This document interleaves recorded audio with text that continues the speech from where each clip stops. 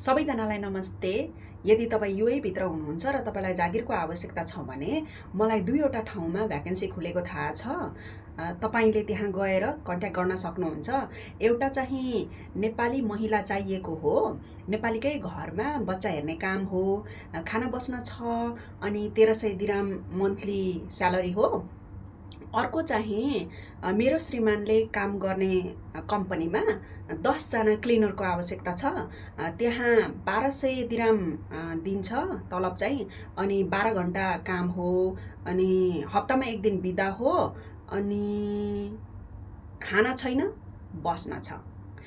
यदि तपाईँ इन्ट्रेस्टेड हुनुहुन्छ भने मलाई मेसेज गर्नुहोस्, म तपाईहरूलाई उहाँहरूकै सम्पर्कमा पुर्याइदिन्छु।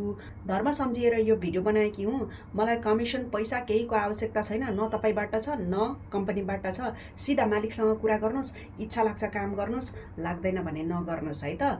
अनि आफ्नो आफन्त साथीभाइ सबैलाई चाँडोभन्दा चाँडो यो भिडियो सेयर गर्नुहोस्, किनकि मान्छे तुरुन्तै चाहिएको हो।